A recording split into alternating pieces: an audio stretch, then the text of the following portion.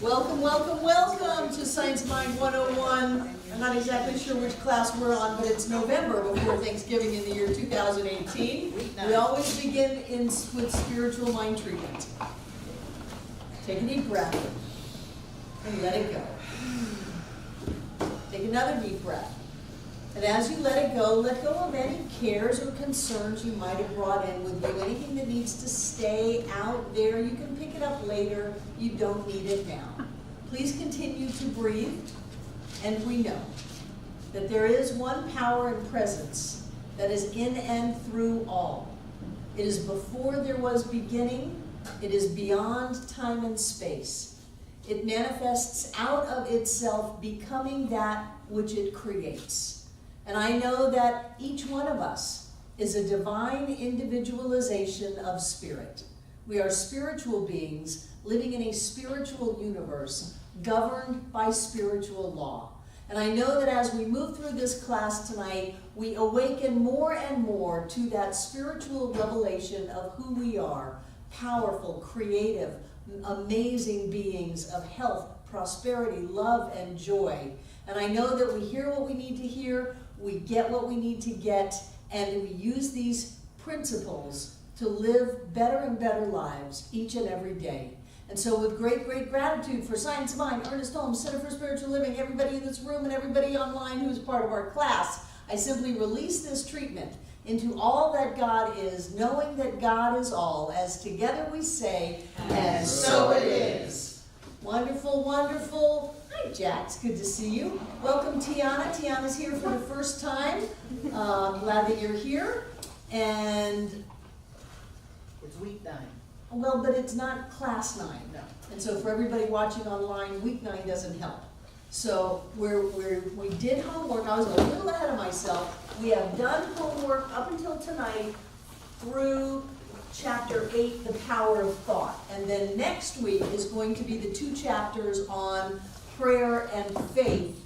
And next week I will give you the second half of Science of Mind 101 handouts.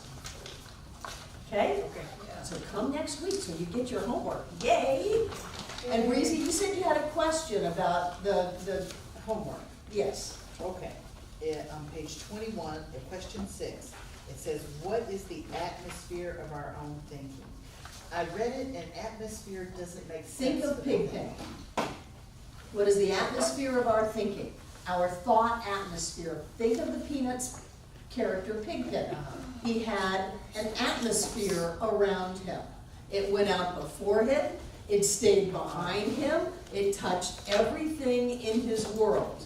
Now with Pigpen, it was a mess. It was dirt and grime and yucky stuff. But all of us have an atmosphere, a thought atmosphere that we carry with us. We can call it consciousness, we can call it thought atmosphere, we can call it vibes, that we got good vibes, and you can feel people who have good vibes, and you can feel people that have not such good vibes. Some people you're drawn to, some people you're repelled by. So it's what you're feeling, but it's what you're thinking, it's what you're believing, and that thought atmosphere, that mental atmosphere creates. It creates in your life. So you want to check yourself out. How are you presenting in your life? How do you show up in life? And if you've got some good friends, you can ask them, they'll be happy to tell you. Do you come across as a generally happy, positive person who can see the glass half full? Or are you coming with a lot of judgment and criticism and anger and upset, and everything's always a disaster? That's your mental atmosphere. Atmosphere. An area around you. Yes, yes. How are your treatment demonstrations going? Again, I asked you to pay attention, maybe write them down, and come prepared to share. So, how's it going? David Mark says, great. Sandy's waving her hand. She's chewing. Yesterday, I had a little accident. A deer hit me.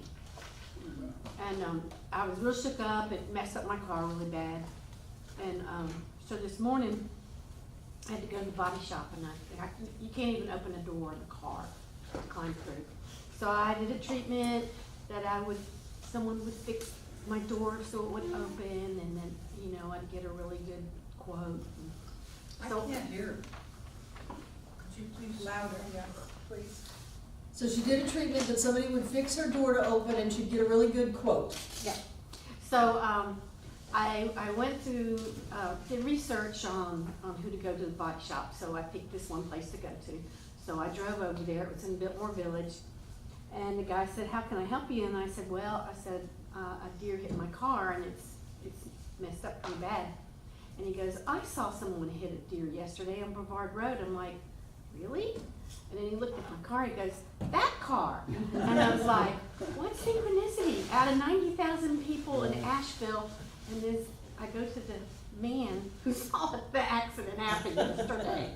And he did fix my door, so it Good, opens. good, good. And that was the treatment that you did, that your door would open? Yay! Who else? Rick? With Troy and then with RJ, I've been treating for better expressions of love, of compassion and everything, particularly with my wife. That you are giving love and compassion to her, or that she is giving it to you, or both? That I can see it in her, Okay, you know, and for the whole situation. And it's just been wonderful. I almost called you. Yeah, it's just been really, really great. You know, I've noticed a lot of giving on her part, cooperation and everything, and she mentioned that she noticed the same thing about me. And wonderful. it's just, you know, it's just kind of happened really well. Spouses and partners, it's amazing that you get what you look for. So if you get someone who, if you're looking for someone who leaves their socks on the floor, that's all you're gonna get. If you look for love and compassion and wonderful things, that's what you're gonna get. So good for you, Rick. Good for you. Yay. Yay. Who else? Jane. I've been treating for Amanda. Did you notice? Maybe you didn't notice. But anyway, but I have a neighbor with two beautiful horses. And so I've been treating that they'll always be around and that Amanda might be able to get a shot at them because she has training with animals, so she should be real good. And anyway, immediately the horses disappeared, and I thought, oh, jeez. But then I just kept treating, and they've now reappeared. And so I have high hopes that they will be in their pasture and ready for Amanda whenever it's. What is Amanda's request? That she have a clear path to applying her training. Okay, you've gone from Amanda's request to Jane's request. Yeah. You've started specifying, which is a slippery slope, that Amanda's true path is the horses next door to you. And I would caution you not to do that. Okay. That whatever Amanda's path is, and whatever Amanda's path with horses is hers. That's her. And what you can know is that that's revealed, that she knows what it is, that she's doing whatever is hers to do. Does your true path have horses in it? That has to do with horses. But she could, because treatment really does work on other people, you could put her in a little box next door with horses that you like, and she could miss out on this amazing experience that is really for her. So try to keep your own personality and wishes out of it, and just know that Amanda is working with horses, that she is incredibly fulfilled, that it's joyous, that she prospers abundantly through it, whatever it is that she's asked for, and leave your neighbors out of it. Oh, I see, okay, so I shouldn't be specific. No, you should not be specific. Okay, Okay, that's called outlining, and we don't want to do that. okay. Good point, though. Yes. David, Mark. I had a good conversation with my daughter earlier, which, I don't wanna go into any detail, but it is a really good thing and an unusual thing, and she actually, My name is Rose, and welcome to this. I actually heard her say something to the effect that she actually loves her job, Wonderful. and that's like the first thing of that nature that I've heard from her in probably 30 years, Wow, so. great. Great, so what was the treatment that you were receiving? For probably better and clearer communication to make myself clearer. Okay, And I think that was reflected in the phone call. sure, if you give out a lot of love and appreciation, you're gonna draw it right back to you. Good for you. So, Yay! Who else? Me, Anna. yeah, I've been practicing my treatment every day for many things, so I can feel it. That's very important for me, because when I feel that I can feel it, it's, I believe. Good, so you're feeling it more. Yes. You can treat for belief, you can treat for feeling it, you can treat for clarity, you know, it doesn't always have to be a thing. So good, so you're feeling it more. Yeah, and I trust Yeah. that this works. Yes, it does work. Because Yes. I went to, you know what, I went to visit my mom, Uh-huh. and she likes to go to the casinos every night. And then I treat for money. She say, I don't want you to spend your money, save your money. So, okay. But I want to have money, because I have money, but she doesn't want me to exchange the money for the money from my country. So that day I treat for money, so I want like more than $200. Yay, yay. I don't spend any of my money that I have with me. Good, good, good, good. When John was in the training to be a certified firewalk instructor, they did many things other than walk on fire. He put a 6-inch knitting needle through his hand and was not allowed to bleed. If you bleed, you failed. So he put that through his hand, and one of the things they did was go to a casino. And that was when you had cups of quarters. And there was a casino close to where they were doing the training, but it only had 3 slot machines. And they were taught to go up to the machine and to love the machine.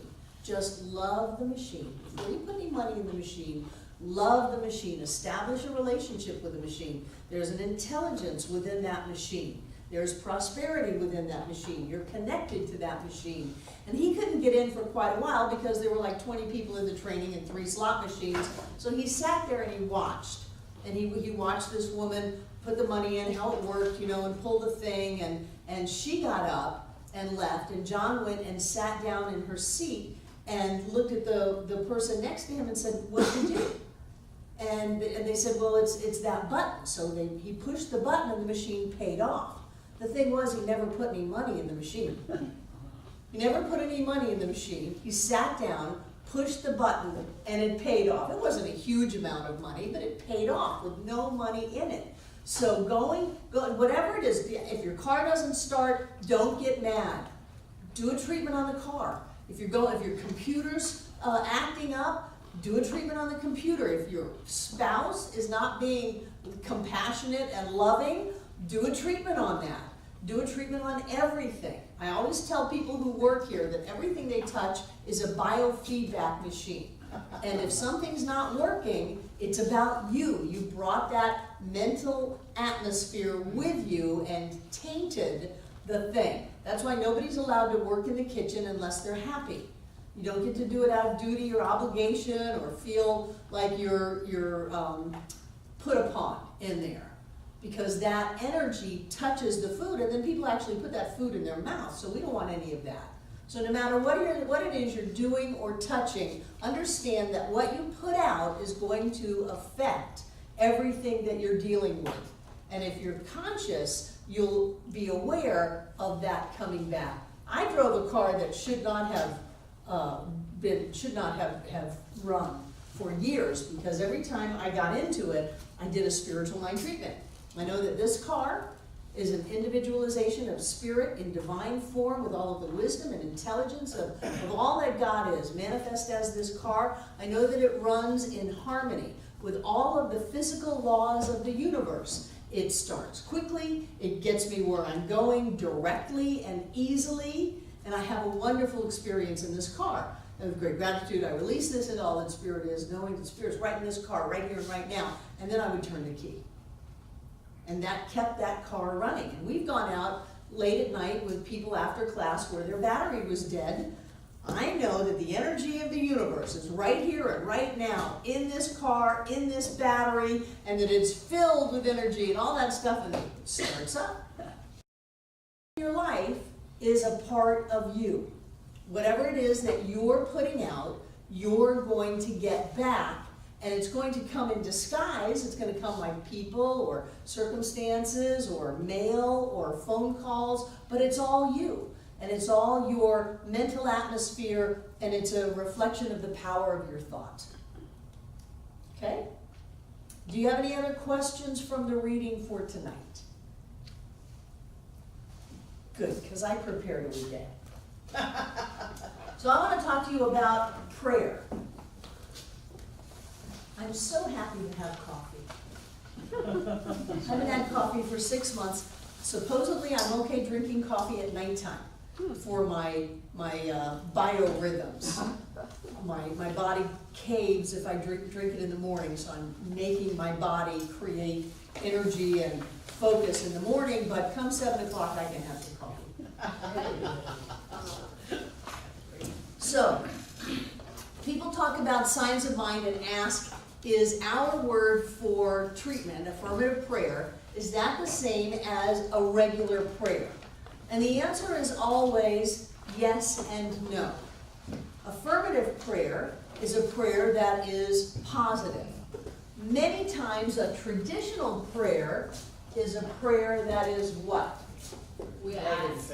That's, Make this not happen, that stuff. It's asking, Begging.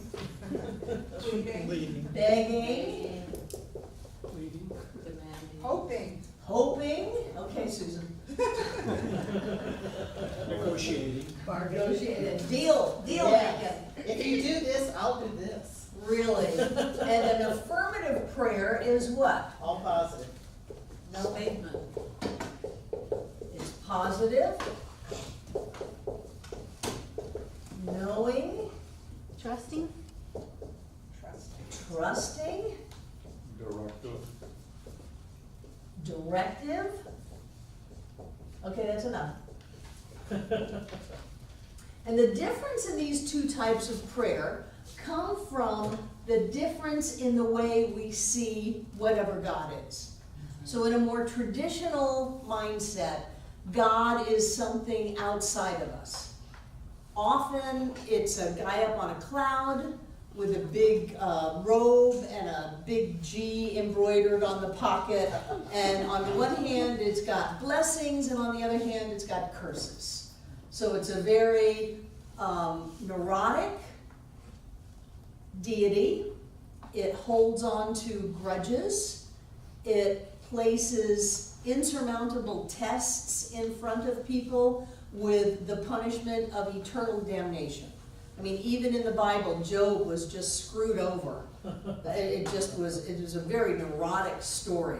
Yeah. So that's the traditional concept of deity, and if we see an outside God, then we're going to ask that outside God. If we're seeing something that we don't think we have the ability to have, or maybe don't even deserve to have, then we're going to try to cajole something outside of us that supposedly has what our good is into giving it to us. That kind of prayer is often doomed to failure. There was a movie a long time ago. It had Burt Reynolds and Dom DeLuise in it. And one of them, I think Burt Reynolds, was diagnosed with a terminal disease. And Dom DeLuise was his good friend, and so Burt Reynolds asked Dom DeLuise to kill him. But he didn't want to know when it was going to happen. He didn't want to deal with that. So the whole movie is about Dom DeLuise surprising Burt Reynolds, like with a knife, you know, who's gonna kill him. And one of the scenes is Dom DeLuise is chasing Burt Reynolds down the beach, and Burt Reynolds is running saying, God, make me a fast runner. And that's the way traditional prayers often are. We wait until we're backed up into a corner, and then we try to ask, beg, hope, or make a deal with some kind of outside power that will then get us out of our self-imposed disaster. And then all we do is go back to the same way that we were before and recreate another disaster. And it's an eternal kind of a cycle. When we go into spiritual mind treatment or affirmative prayer, if you're speaking to someone who has no idea what spiritual mind treatment is, it's moving into a state of knowing. It's moving into this idea that we already have it, that we are connected with all that is, and that there is a way to open up a doorway through which that experience can come forward without trying to bring it in. And that was one thing that happened with the whole secret law of attraction. There is an entire chapter in this book called The Law of Attraction, but it's a misnomer because we're not attracting anything. Everything already exists. We're not reaching out into the universe by clearing out half of our garage or half of our closet or making a vision board and grabbing hold of that which we want and pulling it in. We're not doing that. What we are doing is coming into a state of knowing that what we want already is here. And then we are letting go of our resistance, letting go of our lack of self-worth, letting go of our doubt, and simply accepting that which we know to be true. And it's a little schizophrenic because when you open your eyes, chances are very high that has not materialized, that new Corvette on your coffee table in your living room. It hasn't shown up there yet, but you still hold on to the knowing that I have this. It's here. I have this. I have freedom. I have wonderful transportation. I go where I want to go, when I want to go there, and it's in style, and it makes me feel good, and it's wonderful. And if I haven't seen it yet, it doesn't matter. That's just the time-space continuum. That's the process of manifestation, and I still know that it's here. Spiritual mind treatment and traditional prayer are very different. But my first mother-in-law, full-blown Sicilian, deeply Catholic, knew that if she lit a green candle to St. Anthony for something that she had lost, she would find it by the time the 7-day candle had burned out. She knew that beyond a shadow of a doubt. And she would tell everybody, oh, darling, I lit a candle to St. Anthony, it's all right. And she would do that, and it would show up. And in her way, that was more like an affirmative prayer or a treatment, in that she believed that that process would demonstrate whatever it is she wanted. And so since she believed that, what happened?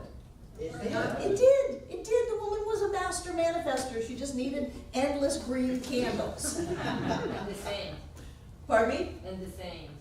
And the saying, Yeah. the saying of it, yes, yes. I don't know what she did when they defrocked St. Anthony. I don't know why they took his sainthood away. He was cool. So, when we believe, let's put this in believing.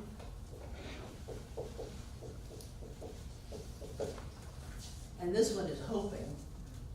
When we believe something has happened, or that even something is going to happen, it's going to happen. That's why we looked through our hidden beliefs a few weeks ago. So we could start looking at the circumstances in our life and say, what is it that I believe that has me in endless destructive relationships? Well, if I'm honest, I believe that all men are dirty, rotten rackenfratches. Or I believe that all women are dirty, rotten rackenfratches, and that people will take from you, and that you can never let your guard down, and that nobody is kind and compassionate and loving. And if we look at those beliefs, we will see how we create those in our lives so that we can change what we believe. When you pray, believing you have received, you what? You shall receive. when we go through life knowing that something's going to happen, whether it's a positive thing or a negative thing. I know that when I hit X age, I'm gonna drop over dead like all the men in my family.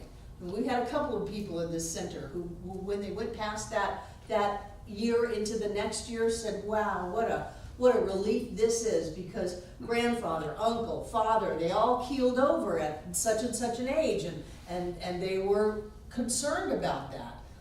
No, I know that I'm perfectly healthy, that all of the manifestation of health and wholeness is mine. So we go from that negative belief to the positive belief to pull ourselves out of that. But there are plenty of people who believe that when you hit a certain age, certain things are gonna falter on you, that when you're out, if you're looking for a job and you're 64, nobody wants people of that age, or that I don't have the education for it, or that there's not enough to go around. There are plenty of people out there who believe that, and so then they manifest that, and then they look at what they manifested, and they think that that was always the way that it was, so they said, well, I knew that was gonna happen. Yeah, and what we wanna do is we wanna catch ourselves so that what we know is going to happen is gonna be something wonderful. So that we know we're gonna jump out of bed in the morning filled with energy and health and enthusiasm. So we know that we're always going to have enough. So that we know that we're always, having doors open for us and our way is made clear. And then we go, I knew that was gonna happen. I knew that was gonna work out. Because whatever it is we're holding on to in our beliefs is a prayer. You don't just pray when you come to class and you do spiritual mind treatment work for each other. You don't just pray in the morning when you're doing your spiritual practice. Every thought that you think is a prayer. Every even subconscious belief that you hold is a prayer. Because whatever it is you're holding inside of you, you're going to physically hold on the outside. Susan. I've shared this before, but I love it. It's the best example. My mother and her twin sister. My mother walked around often, I heard it all the time, saying, I know I'm gonna die young like my mother did. And she made preparation for it, and she died at 55. And her twin sister, my Aunt Pauline, I quote her words exactly, she said, to hell with that, I'm holding on with all fours, and they're gonna have to pull me the hell out of here. And she was 90 years old, and the machine said she shouldn't even be alive. Right. But she was still holding on with all fours. Right.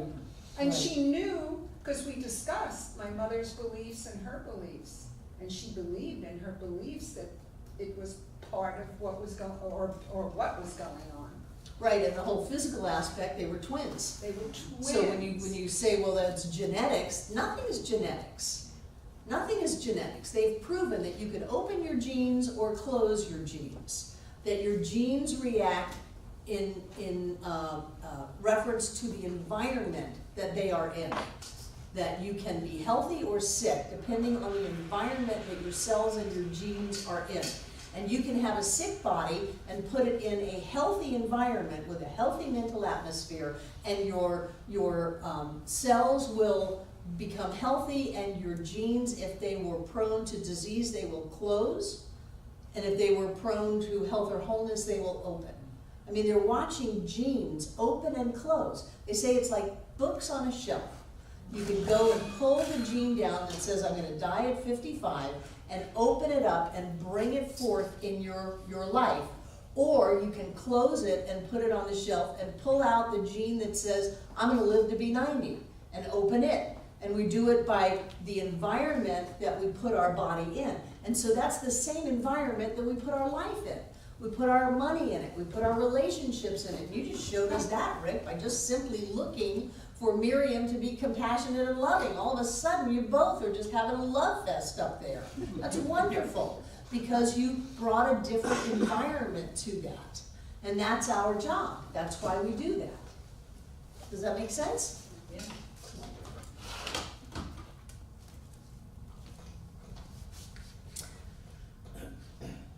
So this chapter has a lot of Bible in it, and I just want to make sure we're clear about it, because we don't do a lot of Bible. Usually we do it in the winter in the daytime. But Jesus talking about prayer, he said, when you ask in my name, it shall be done. Yeah, asked and it was given. Yes, but when you ask in my name, that's why people say, in Jesus' name we pray, as if that's some kind of magical mojo. And the truth is that in the Hebrew language, it was, or the Aramaic, it was when you ask in my nature, name means nature. So what is the nature of the Christ that you would be asking in? Did Jesus worry about the loaves and the fishes? Oh God, please, I got 5,000 people here and they're hungry and nobody brought me food. You know, if you're not too troubled, if you could just look down here on this miserable sinner and give us some food. They didn't do any of that. What did he do? They just said, They just served it. He blessed it. And what do you do when you bless something? You multiply. It multiplied afterwards, but what is a blessing? Gratitude. Gratitude. What else? Believe. You're believing, you're acknowledging, you're seeing that within it. You know, you're bringing that forth. You're knowing what it is. That this is an abundant, limitless supply of food. And then he just sent it off. Did he worry about the blind person being able to see? no, No. he He just spit on some mud, whacked it in the guy's eyes, and sent him on his way. And that's what he did. He didn't worry about things. He didn't think that this wasn't possible. It didn't matter what. One scene, somebody touched the hem of his garment and was healed. Another one, a centurion, a guard, wanted him to come to his house and heal his son. And Jesus said, no, I don't have to go. It's already done. You know, your belief has already made it so. So not only did he have enough belief for himself, but he had enough belief for other people. So when we are doing our treatment work, when we are knowing, we're going to do it with trust and faith and belief. We're not going to worry about it. We're not going to go back and go, oh, I hope that treatment worked because I don't see it yet. You know, you don't want to see a Corvette on your coffee table. It's going to make a mess of your house. You want things to show up in an orderly fashion in time and space. It can be in the driveway with a big bow on it. That works for me. So don't try to worry about it. Don't try to second guess it. Don't try to think that, oh, there's something wrong with me. I haven't done enough forgiveness work yet to deserve to have that. That's a bunch of old stuff. And since we are temporarily on the subject of Jesus, one of my favorite parts was when he flipped out and threw the money changers out of the temple. yeah. Maybe he didn't have it all together all the time. Some people go so far as to say that the day of his crucifixion was really a bad day for him. That it would have behooved him to be a little clearer that day. Maybe he wouldn't have had to go through all that. But that's, you know, Confession. blasphemy. So when we do our spiritual mind treatment in the nature of the Christ, we are doing it with a clear consciousness of knowing that you are my beloved in whom I am well pleased, that I deserve that all of the universe supports me in creating the life of my dreams, that it's done. It doesn't matter whether it's ever happened before, how big of a miracle it is, no matter what the person looks like, I know that it's done. And then we move through that. Does that make sense? Sure. Yep. Good.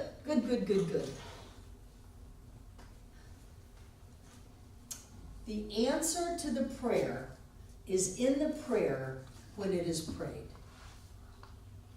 The answer to the prayer is in the prayer when it is prayed. The answer to the treatment is in the treatment when it is given.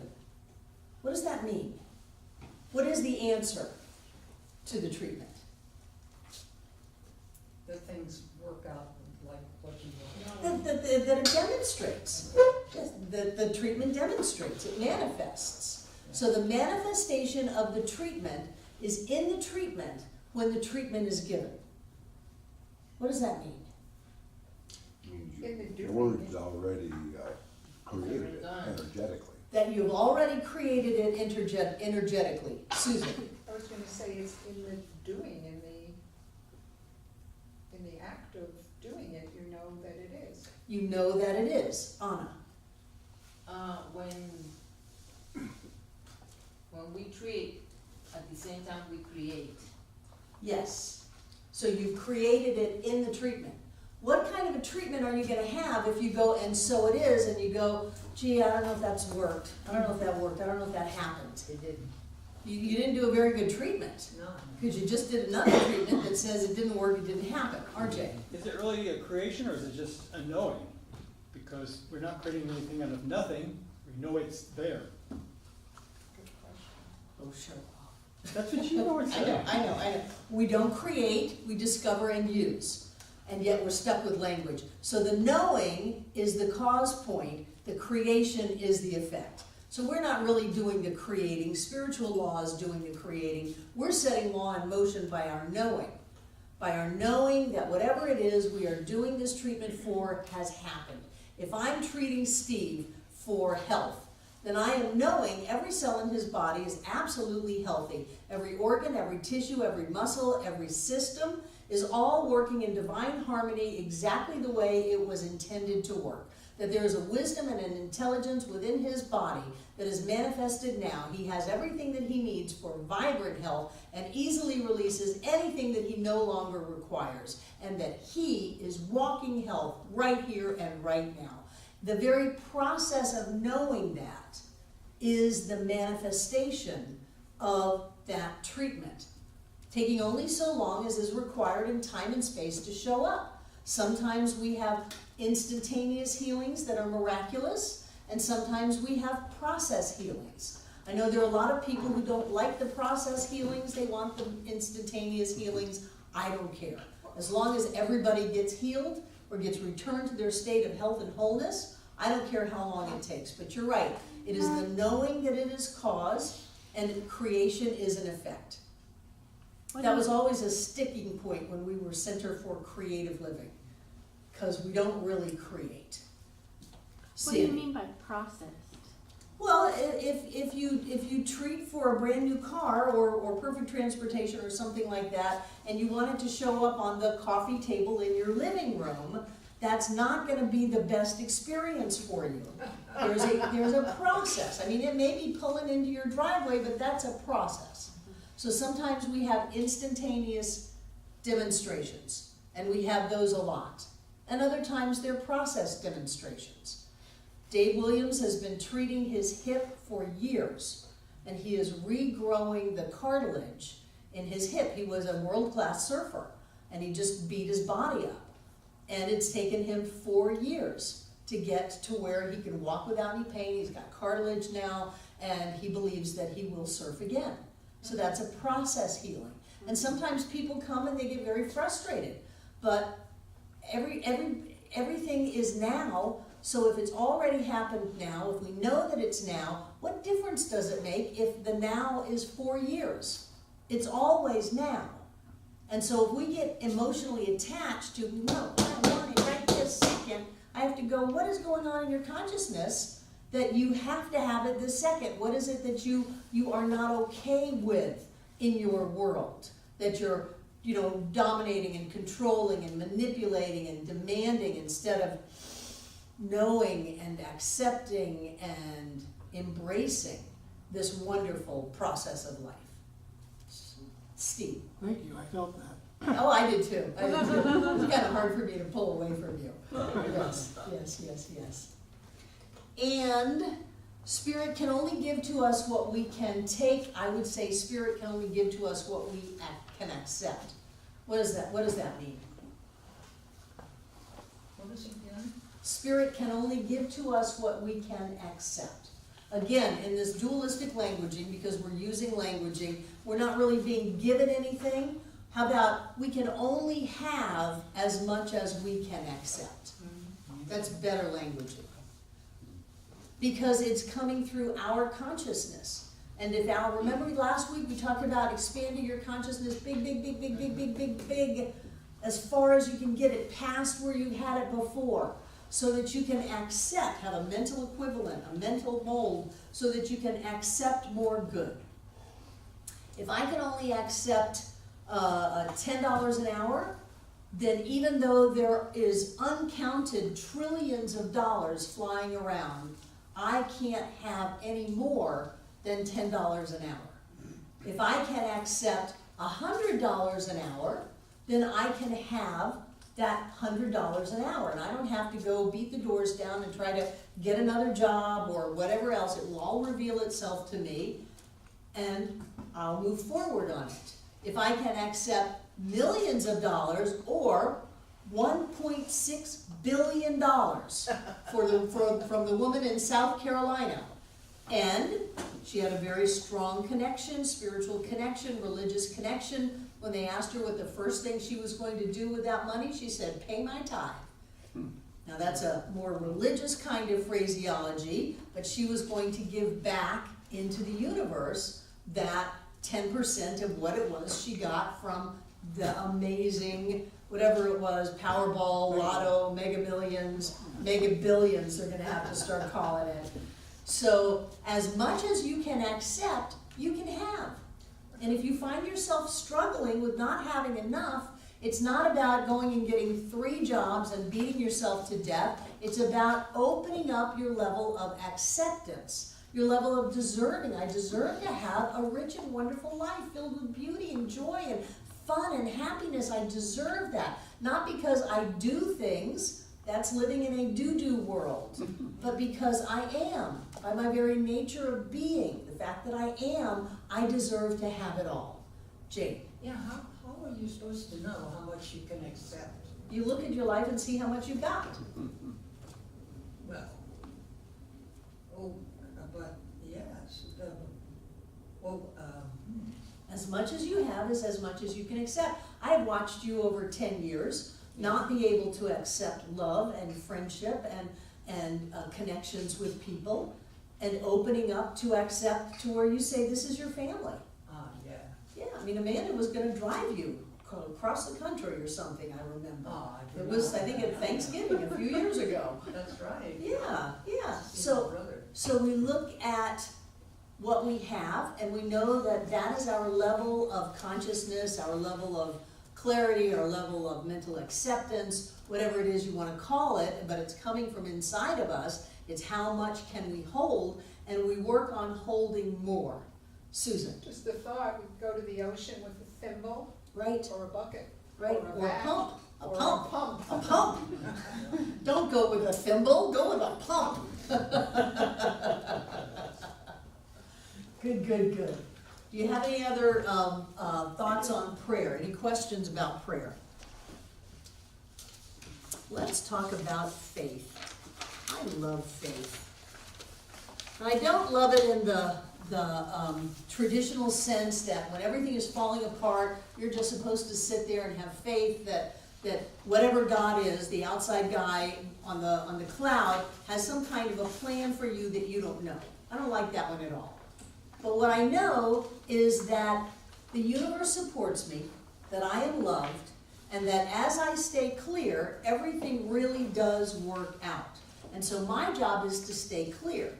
My job is to know when we built next door that after the banks turned us down and we ran out of money a few times and we still hadn't gotten our certificate of occupancy and we couldn't afford, paying for this anymore, that there was an answer. There's an answer to every question, a solution to every problem, and that everything really does work out. And that's when I was doing the mala beads. There's only one life. This life is God's life.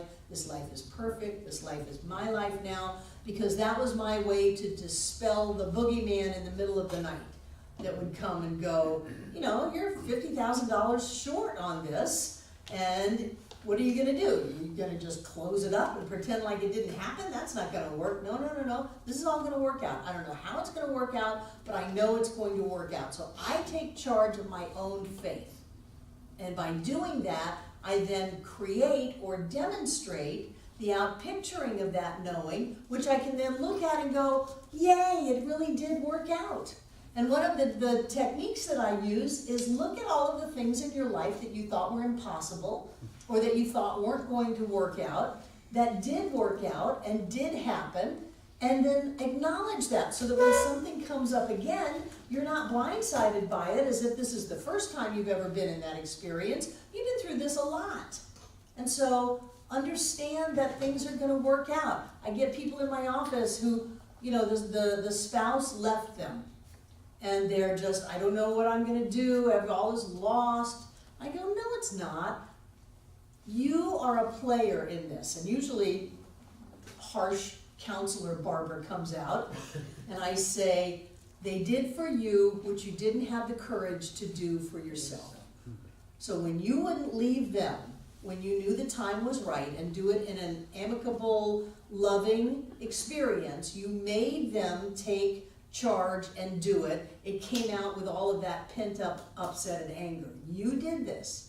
And of course you're gonna work it out, because you always work everything out. Think of all the relationships of people or jobs or whatever's that you've had crash and burn, and that you've still come out from.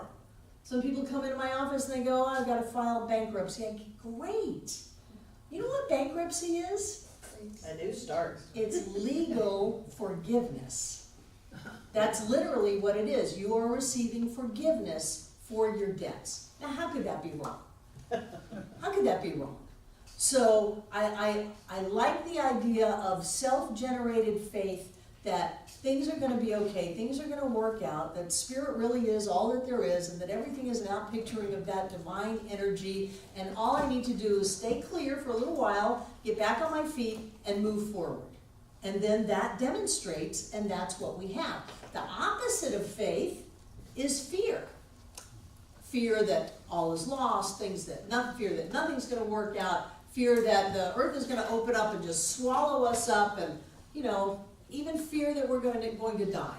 We may lay our bodies down, but we are not going to die. There is an eternal energy of life within us that will continue to go on. And so when we have fear, now listen to this, because this is fascinating to me. When we have fear, fear is really faith in what we don't want to have happen. So our fear is, oh my God, this terrible thing is going to happen. I really believe this terrible thing is going to happen. I really know this terrible thing is going to happen. I really accept that this terrible thing is going to happen, and I deserve that this terrible thing is going to happen. That's faith. But it's misdirected.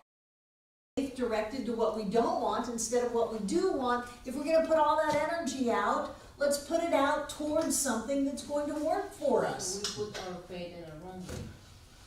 If we're afraid, we put our faith, yes, in the wrong way. If you Yeah. want to get just cut and dry about it, Anna. Yes. Put your faith in something that's going to lift you up. Because you're putting out the same amount of energy. Frankly, fear probably sucks a lot more energy out of you. Because it takes a lot of energy to be afraid, to be worried, to be angry, to be upset. Your adrenals are flying. All of that stuff is going on. Instead of just moving into this state that says, I've been down this road before. And what I like is the idea that time and space is always now. Be here now, Ram Dass. The only time is now. So in this now moment, there's a part of me that's already gone through this situation. And I can even see it as a part of me that's reaching out a hand to me that's going, I know that everything's going to work out. I don't know how it's going to work out. I know that everything's going to work out. I believe that it's going to work out. It's worked out before. It's going to work out again. Oh, thank you. It worked out. And even though in my now moment it hasn't worked out yet, I know that there is a me to which it has already worked out. And for me, I find that very comforting. And it's a nice visual for me, of me reaching back in time to me to say, everything's okay. It worked out really great. You're going to love the way this ends. It's an uplifting kind of a thing. Isn't fear a faith that something bad is going to happen? That's what I just said. Fear is faith that something bad is going to happen. Fear includes duality, that there's me and some outside power that's trying to get me. That's what fear is. Fear is never in the now moment. Fear is always in the future. So we're not in the now moment, we're not in the oneness, we're afraid.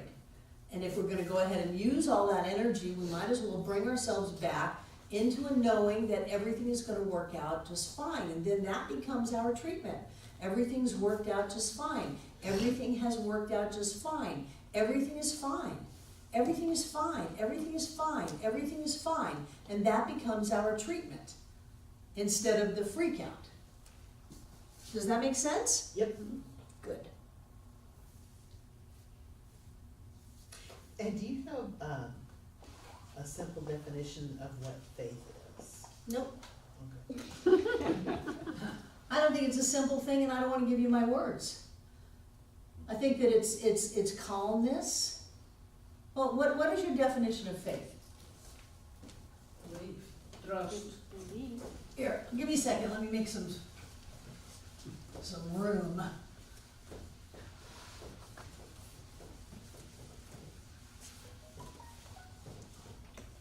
So I heard belief and trust. It's a mental aptitude.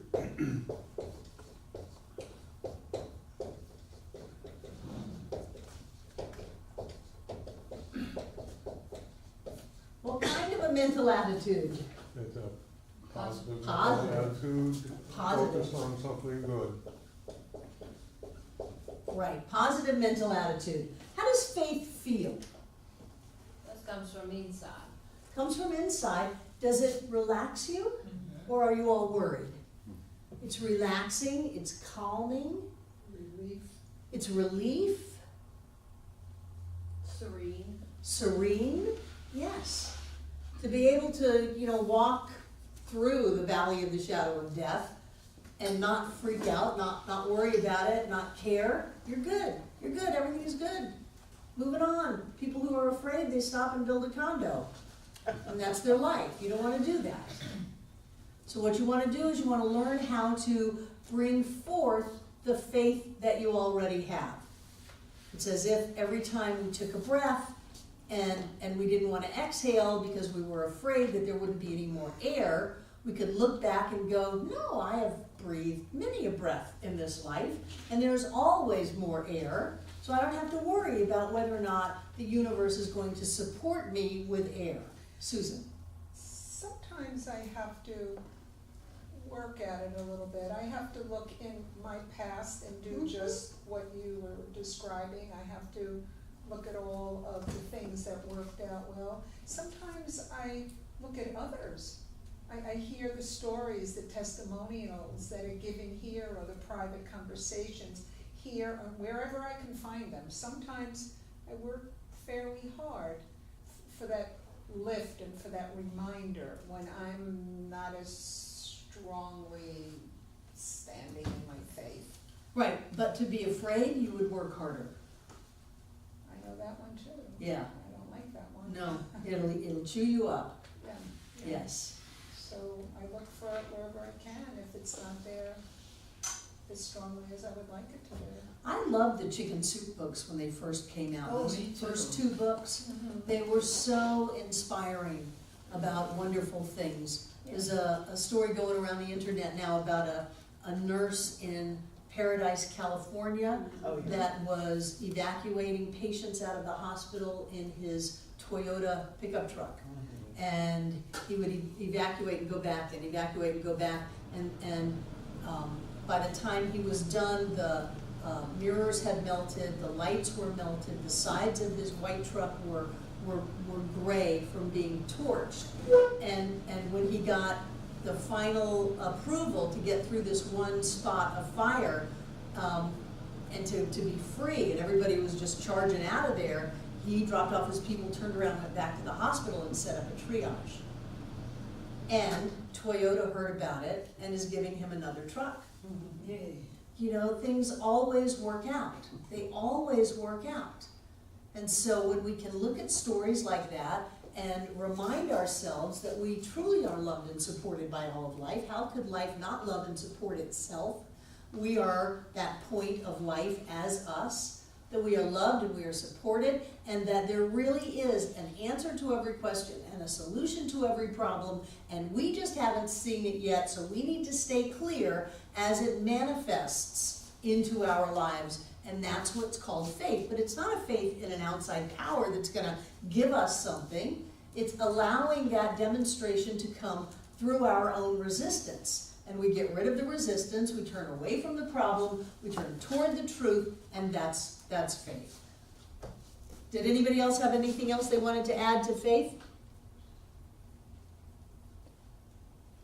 He says to keep your faith, you need to allow nothing to enter into your consciousness that will weaken the idea that all is well. So nothing goes into your consciousness. If somebody's trash talking life, get away from them. Get away from them. Don't let that, oh, that'll never happen. Oh, you can't do that. Oh, you're going to lose your shirt on that. Don't listen to that. Don't let it in your consciousness. Know that all is well. One of the things that trips us up is if something hasn't ever happened before. Maybe we've never done it. Well, I've never done this before. Or maybe no one has ever done it. So that could trip us up that this hasn't happened yet. However, the whole idea of an evolving consciousness is that we do things that we've never done before.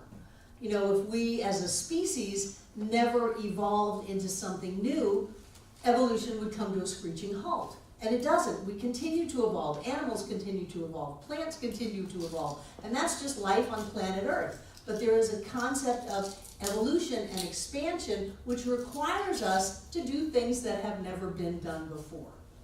And true to his Trowardian words, Thomas Troward said, principle is not bound by precedent, in his Edinburgh Lectures on Mental Science, which means that your ability to create is not limited by what you or anybody else has ever done up until now.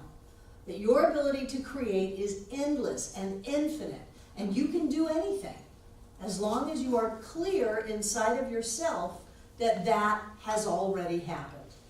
You know, Sai Baba used to create vibhuti out of his hands and fill 55-gallon drums. Reach out into thin air. He was big on pulling out rings and giving them to people. And I've known people that have had a photo of Sai Baba in their house, and every morning they have to get the broom and the dustpan and sweep up the vibhuti, the holy ash, that drops from the photo onto the floor. So what is the next impossible thing that you're going to create? Don't worry about having the faith that you're going to pay your rent. Let's develop the faith that changes your life. That is something that you never dreamed you'd be able to do, that you never thought would be possible. Something that changes the whole world. What is that is yours to do? That's what to develop the faith. That's what developing faith is about for me. And if something's tripping me up along the way, I need to take care of it. I need to go back into my knowing of truth. I need to be clear, because truly everything is well. Everything always works out. Everything is always fine. Even if the patient dies, everything is fine. There is no way to have things be screwed up, because this universe is not a screwed up universe. Otherwise, time and space wouldn't hold together, the planets wouldn't go around, life wouldn't continue to live. So everything always works out, and it's just up to us to keep reminding ourselves and to maybe have friends, good enough friends, that will help us remember. And give yourself a little list of things that never were supposed to happen. And then you can go back to that. We were never supposed to be able to build here. We didn't have 2 nickels to build here, and yet we built. Never should have happened, according to what normal people would think. So give yourself a list of all of the demonstrations and all of the healings. I have people around the world that claim I saved their life. I didn't save their life. I did a spiritual mind treatment, but I didn't save their life. They think I saved their life. Okay, I'll put it in my list. My list of things that person was doomed to death by allopathic medicine, and now they are alive and healthy and well. Okay, anything can happen. Anything can happen. And have that as something that you can hold on to. As a minister, I keep good letters. I don't keep bad letters. I keep good letters. So that sometimes when I'm not quite sure about what I'm doing, I can go back and go, oh yeah, that was really cool. Oh yeah, that worked out. Oh, I completely forgot about that person. That was amazing. And I can go back to those. Get something like that for yourself to reestablish your faith. Well, I created that and I created that. That's one reason that we do fire walks. I walk on fire, I can do anything. So that you can have that to hold on to. If you do treatment work without faith, you're not going to get the same demonstration that you will have by working on faith. Now, I won't say that it doesn't demonstrate at all, because if you repeat something over and over and over again, you're going to create it. You're going to create it, and the more that you create those things and the more that you say it, the more that you begin to expect it, to know it, to believe it, and to accept it. But develop your faith. It's not about some guy outside deciding whether or not you get to be happy. It's about opening up that space within yourself where you are in alignment with your joy. Be in your joy. And if you create a thing to jump over, a hurdle to jump over, just jump. And trust that you're going to make it, and if you don't, that you'll get up and walk around. It'll still be okay. Does that make sense? Yes. So we do, on the second half of class, Tiana, spiritual mind treatment work for each other. Did you get a sheet on that? I think. Did you give him Yeah. one? So we partner up, and one person says, I would like you to know with me that I experience compassion and love with my wife. And they do that affirmative prayer. And then the second person says, I would like you to know for me that my knee feels great and I walk easily and comfortably. And so then the other person does that treatment. You can just follow along that sheet and just read the words on the paper and it'll be fine. And the more that you come to class, the more you'll pick up on how to do that. There is a book in the bookstore that John wrote called 5 Steps to Freedom, which is a book on spiritual mind treatment. But you're fine just doing it here in the class. And who is an experienced treatment person that would work with Tiana? You, I will if you we're want. not group tonight. What? You, because we're not group tonight. There's- You are always an odd I group. know that. I will if she wants. Okay, you and Breezy work together, and Breezy will help you do this. So let's take a break, get your treatment partner, do your treatment work, and then we'll come back. Treatment time tonight. Great. Good. You're more comfortable Great. with it? Tiana, how are you? Is it good? Wonderful, I'm impressed with you. So I just want to bring your attention to a few little announcements.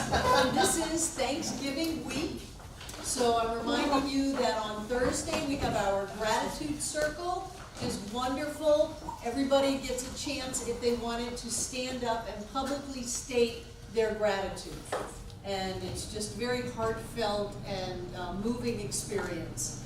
After that, we have our Thanksgiving Day feast.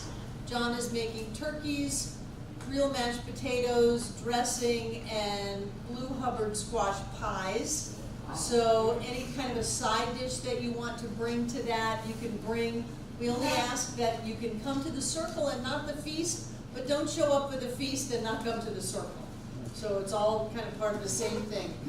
Another thing that we're doing, we received half of the grant for new cameras in the sanctuary, and while we're preparing to purchase those, we're going to be cleaning, we're getting scaffolding. So scaffolding in the sanctuary means we have access to things that we haven't been able to touch for years. So Devon wants to head up a group that's going to clean the rafters up on top of the scaffolding, and she has voted for endless Swiffers because they'll grab all the stuff and not just send it flying all around the room. And you get to be up on the scaffold and push, or you get to be pushed, or you get to push the scaffolding. It's going to be fun.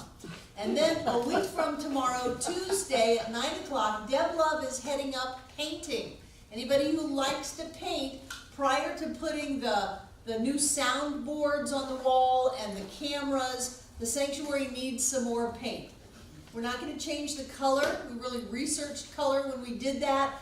And it won't be nearly as difficult to paint if it's the exact same color. But we are going to put a couple of coats of paint. Today I ordered Young Living Essential Oils Abundance, Joy, and Harmony to put in the paint. And so that energy actually goes into the walls. Every place around the center has essential oils in the paint. This has orange and lemongrass, and I think clary sage. It's all about being aware and being awake. I think there's some believe in here, some energy of being focused and being alert, that kind of thing. The kids is full of lavender. Calm down, children. So if you like to paint, we're gonna start Tuesday at 9 o'clock, and we'll provide the paint and the tools. If you have your own paintbrush, I know I'm possessive of mine and wanna bring it, you're welcome to do that. And we'll go ahead and get the sanctuary painted, clean, and Thanksgiving, if you're in town, coming here, even if you've got family coming in, bring them to the Gratitude Circle. It's really a wonderful experience. Any questions? I love sitting in this room while you're treating. It's kind of like being in the fourth Sunday with the practitioners all around the room doing the circle of prayer, and everybody is treating, and there's this low murmur going on, and the energy just keeps going up, up, up, up, up. So I love being a part of that. I think you're doing an excellent job.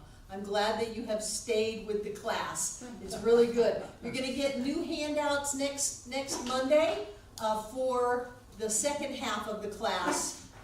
You can call it some 102 if you want, but really it's the second half of the class. We'll just continue on, learning and treating and demonstrating a great life. Any questions or comments, Jane? What time on Monday? The same time? For class? Yeah. Class is always Monday nights at 7. 7. Oh, Monday night class is always open. okay. Open to the public. Anybody just want to wander in for one day, you're welcome to come in. All right. Sounds good. I wouldn't change the time on you, Jane. We have thousands of people around Asheville that know it's 7 o'clock. Gene, it's at 6:30. No, don't say that. So take out what you're gonna give. Those of you watching online, thank you for being a part of this class. And you too can be a part of giving to the ministry of this center by clicking the donate button on your YouTube page that you're watching right now, and it will take you to our PayPal account. We're very grateful for whatever it is you choose to give, and remember that whatever you give out comes back to you. So, what I know is that Spirit being all, in all, as all, is all. It is the infinite prosperity and abundance of all of life and beyond. It is never-ending expansion. It is the good life, riches, wealth, joy, happiness of all kinds. And I know that that infinite expression of Spirit is what I am right here and right now. I am made of God's stuff. And so I speak my word as the word of God, calling forth into form for all of the students of this class. I know their lives are filled with prosperity and abundance and riches of all kinds. Every good thing is demonstrated. We have come to planet Earth to live the blessed life, and we live it well. So I know that there is always an abundance of anything that is needed. Money, time, opportunity, ideas, there's always more than enough. And I know that as we come together tonight to support this center and give our gift, it is multiplied and returned back to us. And we accept it fully, expanding our consciousness to accept more and more and more good in our lives. And I am very, very grateful for this expanded consciousness, for the teachings of Science of Mind, for that energy that says, yes, it is good to be rich. It is good to be wealthy. It is good to be happy. It is good to be in our joy, that we deserve all of this and more. I'm very grateful for everyone who puts the time and energy into making themselves a better life. And in that gratitude, I simply release this treatment into all that Spirit is, because I know that Spirit is in it all, as together we say, and so it is.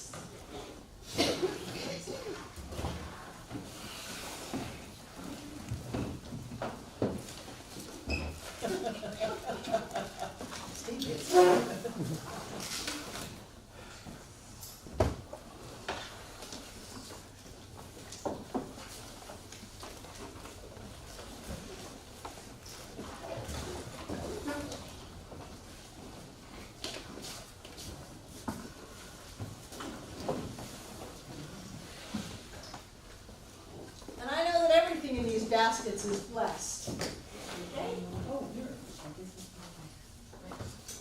And everything coming into these baskets Did you is get a blessed. basket?